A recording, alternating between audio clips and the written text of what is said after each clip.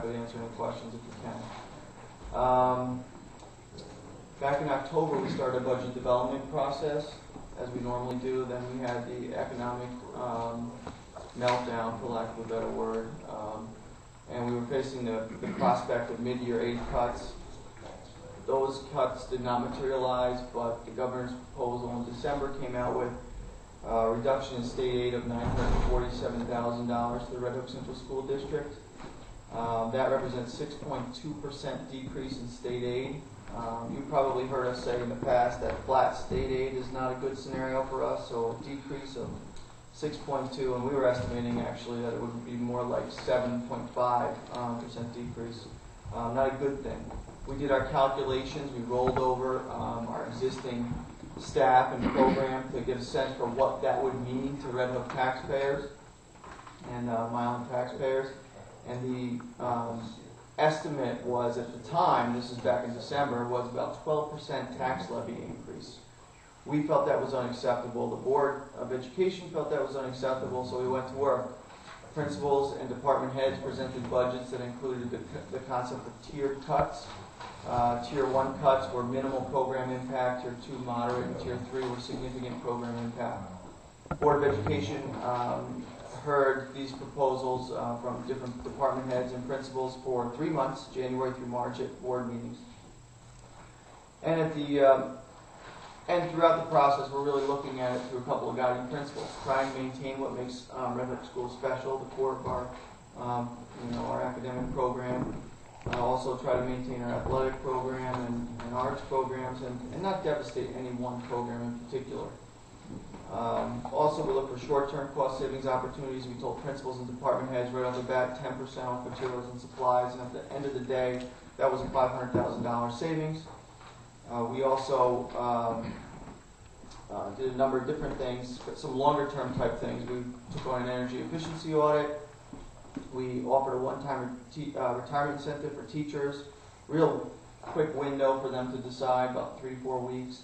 We had 5 teachers take advantage of that. We're only replacing 4 of them, so we had savings on that one teacher. We also have an enrollment dip at kindergarten. It's very small this coming year.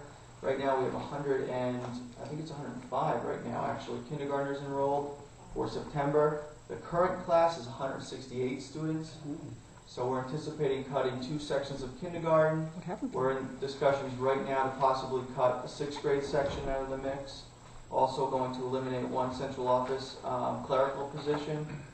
After all these moves were made, we had moved that 12% tax levy increase down to the neighborhood of 6%.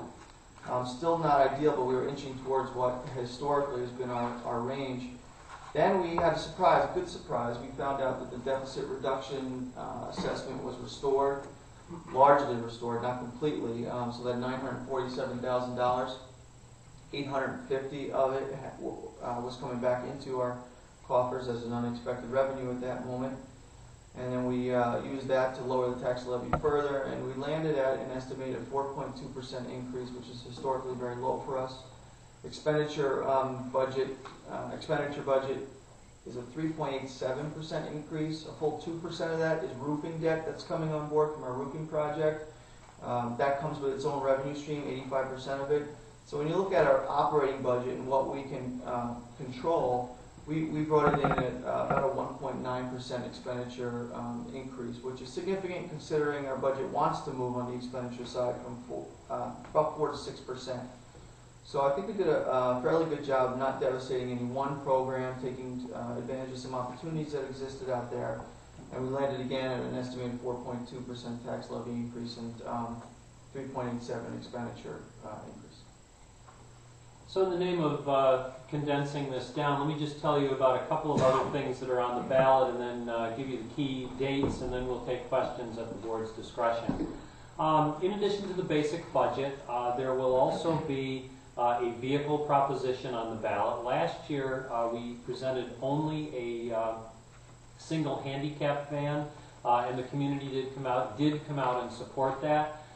We passed on any full-size buses. We think it's prudent to show the community an opportunity to keep us on that 10-year replacement cycle for the full-size buses. So there is a proposition this year for $199,000 for 2 full-size buses.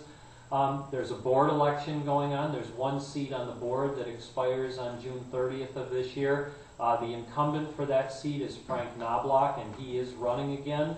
And then Terry Reitz-Collegio has also taken out a petition to run for that seat. So we have 2 candidates running for a single 3-year term on the board, and that term begins on July 1st. And then if you've ever been to a Red Hook School Board meeting, you will probably have noticed that we have a student board member that sits at that table. That's a non-voting position, but it does bring the voice of a high school student to the table for discussion purposes.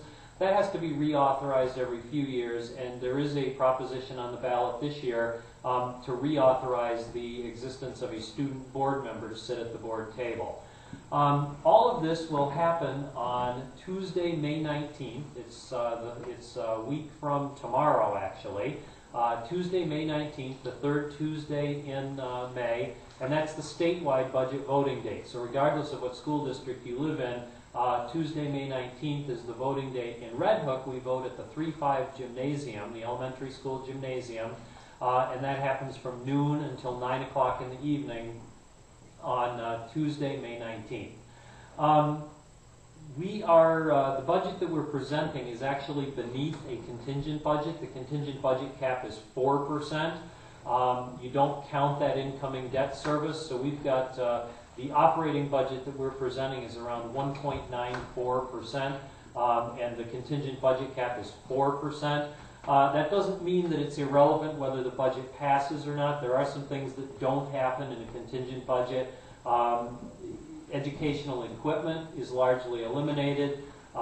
Free public use of the building is by law curtailed. We have to either eliminate that building usage or we have to charge for that usage. Those are 2 of the primary differences that you'll see if a contingent budget happens. It's also far less flexible. There's less maneuverability in a contingent budget in terms of administering it during the course of the year.